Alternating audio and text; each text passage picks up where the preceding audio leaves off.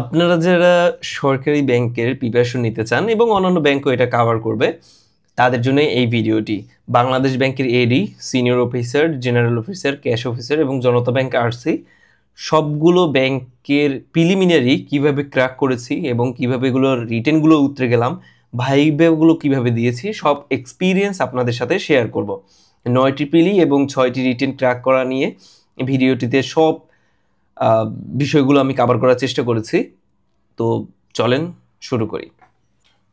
প্রথমত আমাদের যে ব্যাংকের বাংলাদেশ ব্যাংকের এডি বলেন, এসও বলেন বা অন্যান্য পরীক্ষাগুলো বলেন, এগুলো সবের একটা কমন প্যাটার্ন আছে। সেটা হচ্ছে বাংলায় 25 নম্বর থাকে, ইংলিশে 25 নম্বর, জেনারেল ম্যাথমেটিক্স হচ্ছে 20 নম্বর, জেনারেল নলেজে থাকে 20 নম্বর, বেসিক কম্পিউটার নলেজ যেটা সেটা 10 নম্বর। টোটাল 100 মার্কের পরীক্ষা হয়। আগেই বলে রাখি, এখানে 100 নম্বর দেখালেও এটা পরীক্ষা হয় কিন্তু 1 ঘন্টায়, মানে 60 মিনিটে।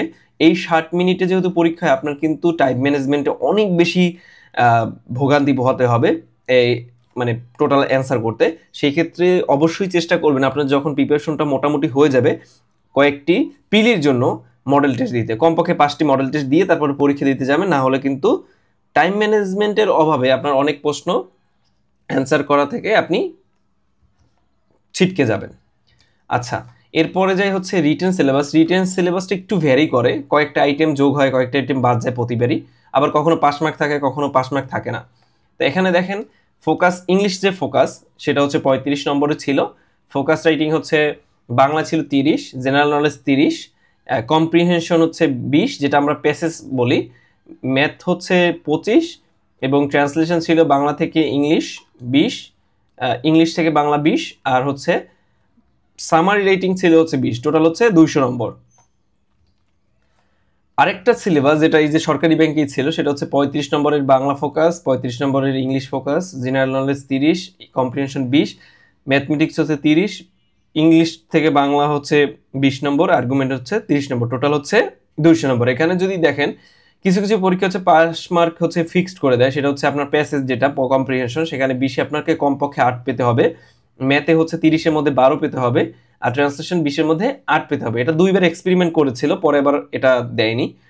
তো আপনারা এটা খেয়াল রাখবেন ভালো মতো।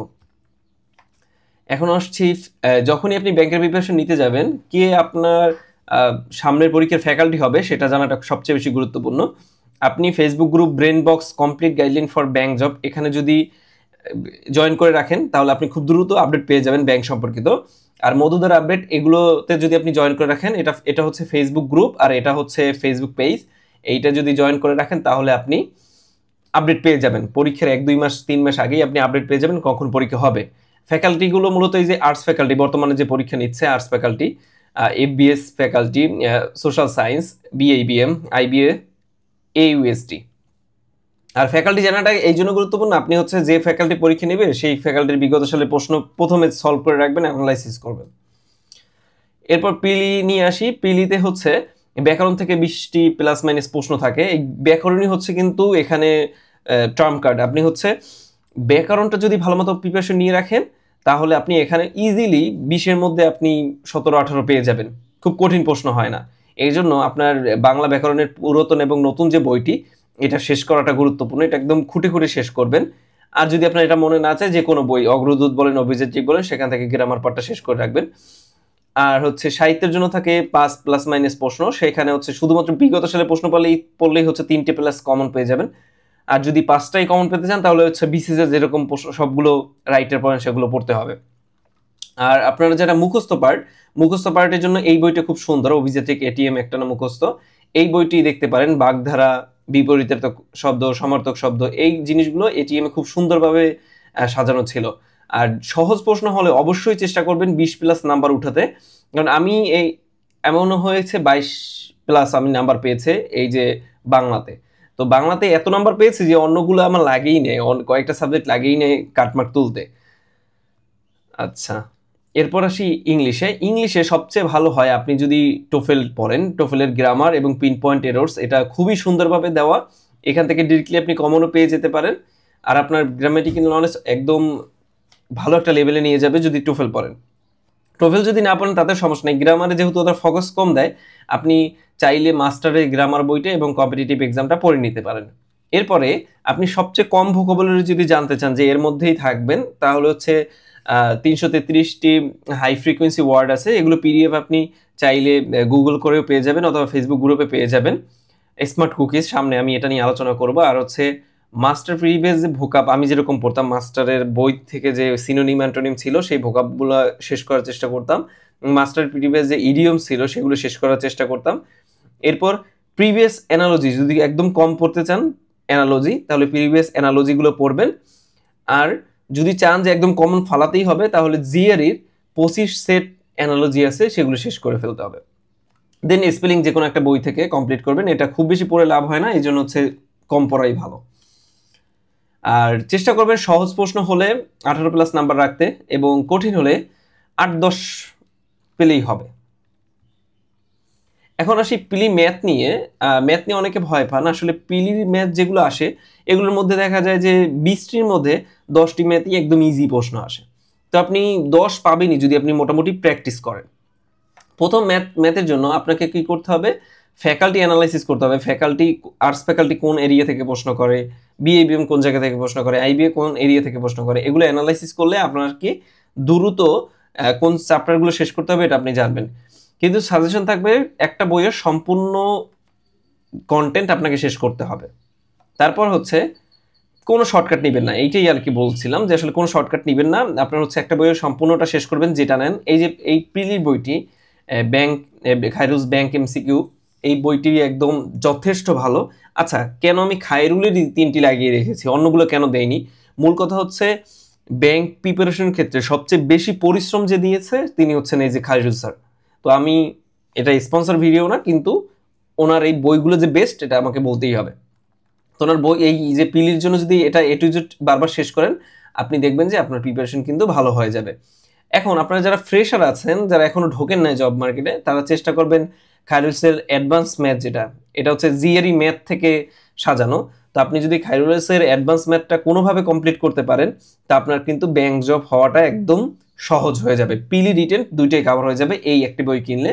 আর যদি অলরেডি অনার্স পাস করে থাকেন, তাহলে হচ্ছে এমসিকিউর জন্য এই বইটি কিনবেন, এবং যদি আপনি পিলি টিকে যান তখন হচ্ছে খায়রুলসের এই রিটেন বইটি কিনে রাখবেন। ঠিক আছে, তাহলেই আপনি মোটামুটি 5টার মধ্যে 5টাই কাছাকাছি কমন পেয়ে যাবেন। এখানে হচ্ছে আপনার দেখেন এই যে আর্টস ফ্যাকাল্টি কি কি আসলে থেকে প্রশ্ন করে, এর বাইরেও কিন্তু করে, কিন্তু এগুলো হচ্ছে সবচেয়ে গুরুত্বপূর্ণ। আইবিএ কোথা থেকে করে এটা একটা স্ক্রিনশট নিয়ে রাখেন, এটা নিয়ে আর বেশি আলোচনা করব না। এখন জানবো প্রিলিজিকে নিয়ে। এটা হচ্ছে সবচেয়ে মোস্ট আনপ্রেডিক্টেবল পার্ট। এখানে আপনাদেরকে যে জিনিসগুলো একদম না জানলেই না সেটা বলছি। হিস্ট্রি নিয়ে জানবেন, জিওগ্রাফি, কনস্টিটিউশনের প্রিভিয়াস যে প্রশ্ন, লিবারেশন ওয়ার, দেন হচ্ছে July uprising, SDG, international organization যেগুলো আছে গুরুত্বপূর্ণ অর্গানাইজেশন, সেগুলো সম্পর্কে ভালো করে জানবেন। এর মধ্যে আইএমএফ, ইউএন, এগুলো নিয়ে জানাটা সবচেয়ে বেশি গুরুত্বপূর্ণ। দেন হচ্ছে কারেন্ট অ্যাফেয়ার্সের যে 3 থেকে 6 মাসের প্রকাশনী সেটা জেনে নেবেন। প্রফেসরের যে current affairs, budget, election, economic indicators, এই যে কারেন্ট অ্যাফেয়ার্সের 3 থেকে 6 মাস, এটা আপনারা কিনতে পারেন। না কিনতে পারলে এই যে smart cookies for bank and BCS preparation, এখানে যাবেন, এখানে ফাইলে ক্লিক করবেন। ফাইলের এখানে কিন্তু সম্পূর্ণ 6 মাসের বা তারও আগের আপনি পিডিএফ পেয়ে যাবেন। সেই পিডিএফ ভালোভাবে দেখে যাবেন, টাইম লাগবে না বেশি দেখতে, কারণ এটা দাগানো থাকে। তা আপনি কিন্তু সেখান থেকেই এই যে জিকে যেগুলো আছে সেগুলোর দেখা যায় 30-40% কমন পেয়ে যাবেন। এখন শুধুমাত্র যদি ব্যাংকের যে জিকে আছে সেটা ফোকাস করে প্রিপারেশন নিতে চান, তাহলে হচ্ছে এই যে স্পটলাইটের এই বইটা খুব ভালো করেছে, ব্যাংক জিকে স্পেশাল, এইটা কিনে পড়া শুরু করে দিতে পারেন। এখন প্রিলি কম্পিউটার নিয়ে বলবো। প্রিলি কম্পিউটার কিন্তু অনেক টপিক, এখানে যদি ভালো করেন 10-এ 10 পাওয়া যায়, আর যদি মোটামুটি পড়ে যান সেখানে 6 থেকে 7 পেতে পারেন। চেষ্টা করবেন যে কোনো একটা বই ভালো মতো পড়ার। সেখানে আপনি ইজি কম্পিউটার পড়েন, সেলফ সাজেশন পড়েন, আলাউস কম্পিউটার পড়েন, যেটাই পড়েন আপনার কিন্তু একটা বই ভালো মতো বুঝে শেষ করতে হবে। প্লাস হচ্ছে প্রিভিয়াস প্রশ্ন, সেটা ওই যে সরকারি চাকরি হোক, ওই সরকারি পিএসসি কর্তৃক নেওয়া যে চাকরির পরীক্ষা ওগুলো, বা হচ্ছে ব্যাংকের পরীক্ষার যে প্রিভিয়াস কোশ্চেনগুলো আছে সেগুলো পড়ে যাবেন, অ্যানালাইসিস করে যাবেন। আমি কি পড়েছি, আমি সেলফ সাজেশনও পড়েছিলাম, আলাস কম্পিউটারও পড়েছি। সেলফ সাজেশন যারা কম পড়তে চান তাদের জন্য ভালো, আর যারা হচ্ছে একটু বেশি পড়ে বুঝতে চান সেটা হচ্ছে আলাস কম্পিউটারটা সেখানে সেরা। তো আপনি হচ্ছে যে কোনো একটা বই নিয়ে নেন এবং পড়া শুরু করে দেন। এখন আসছি রিটেন পার্টে। রিটেনে আমাদের 200 মার্ক থাকে, সেই 200 মার্কের 65 থেকে 70 মার্ক থাকে হচ্ছে শুধুমাত্র ফোকাস রাইটিং। এখন ফোকাস রাইটিং জিনিসটা কি? ফোকাস রাইটিং হচ্ছে আপনাদের একটা টপিক দিবে, সেই টপিকে আপনি ওই টপিক ফোকাস করেই লিখবেন, হাবিজাবি লিখতে যাবেন না, ওই টপিক ফোকাস করেই ওর কাছাকাছি যে ইনফরমেশন সেটা দেওয়ার চেষ্টা করবেন। এখন ফোকাস রাইটিংয়ে আপনি পেপার থেকে কীভাবে পড়বেন? মূল্যস্ফীতি নিয়ন্ত্রণ, অর্থনীতির জন্য চ্যালেঞ্জ, এই চ্যালেঞ্জগুলো আপনি এখান থেকে তুলে নোট করে রাখতে পারেন অথবা পেপার কাটিং রাখতে পারেন। AI opportunities and challenges for Bangladesh, এই এখান থেকে আপনি নোট করতে পারেন অথবা পড়ে নিতে পারেন। আপনার তথ্য জানাটা ইম্পর্টেন্ট, আপনি পড়লে আপনি এই বিষয়গুলো সম্পর্কে যদি মোটামুটি জানেন তাহলে হচ্ছে কিন্তু আপনি অ্যান্সার ভালোভাবে দিয়ে আসতে পারবেন। এখন এই যে ফোকাসগুলো, আপনি ফোকাসগুলো তো ভালো লিখতে পারবেন না প্রথম দিকে। ফোকাস ভালো লিখতে গেলে আপনার প্রথম ফোকাস সাজাতে হবে। তো ফোকাস কয়েকটা ক্যাটাগরিতে আপনি 15 থেকে 20টি ফোকাস সাজিয়ে রাখবেন, নোট করে রাখবেন, তাহলে দেখবেন আপনার কিন্তু পরীক্ষা হলে আননোন প্রশ্ন আসলেও সেটা সুন্দর মতো সাজিয়ে দিয়ে আসতে পারবেন। তো এগুলোতে ভালো করার জন্য ক্যাটাগরি ওয়াইজ আপনি ব্যাংকিং প্রবলেম অ্যান্ড রিকমেন্ডেশনস নিয়ে জানবেন, ওভারঅল ব্যাংকিং সেক্টর যেমন এসএমই, এটাও এটার ক্যাটাগরির মধ্যে ফালাবেন, economy, women empowerment, environment, RMG sector, inflation, technology. তো এরকম ক্যাটাগরি করবেন, এই ক্যাটাগরিতে আপনি একটা দুইটা জানলেই হয়ে যাবে। আর এই যে ফোকাসের জন্য যে ভালো বই সেটা হচ্ছে ইউনিকের ব্যাংক ফোকাস রাইটিং।